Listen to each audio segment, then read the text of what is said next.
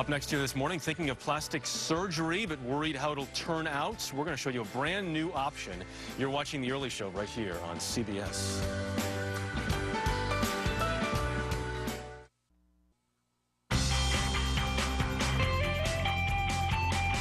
Welcome back to The Early Show. It is 8:19. If you're considering a little nip and tuck, but you're worried about how you might end up looking, a new machine is out that can show you the future of your face before you do anything to it.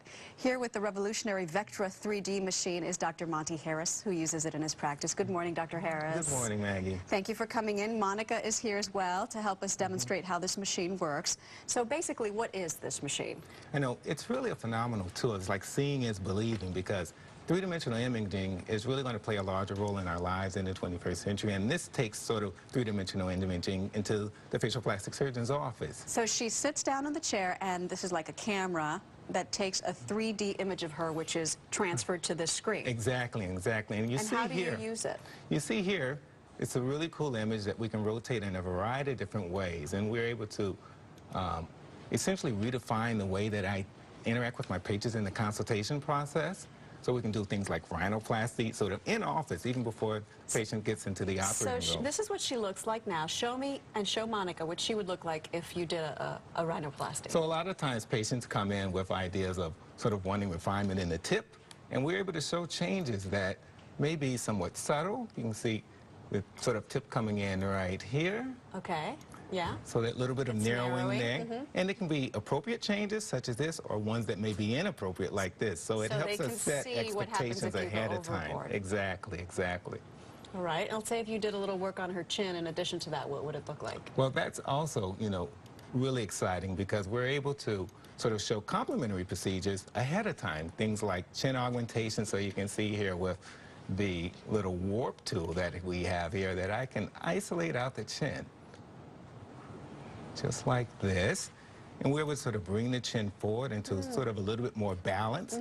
We can do things like mini liposuction, you know, in the office to further contour the neck. And then when we're able to review this, you can see before and after these changes, and we can rotate it in all the infinite possibilities so that we really get a good idea of how things are going to look beforehand to help ensure a successful surgical outcome. And the patient has realistic expectations. Yeah. But I assume it puts more pressure on you, because you better live up to this.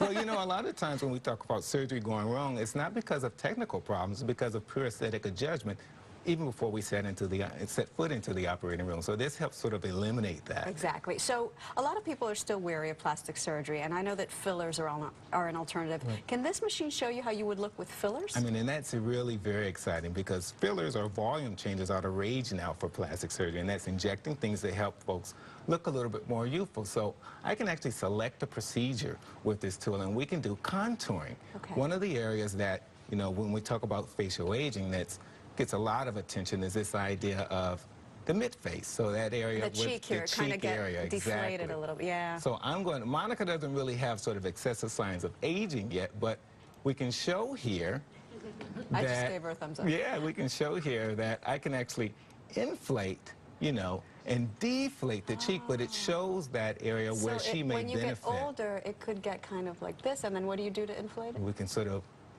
lift it up. So, I mean, it's phenomenal to be able to take this into the office before surgery and really set realistic expectations between the patient and the surgeon. Dr. Monte Harris, thank you. Monica, thanks so much. Great, thank you.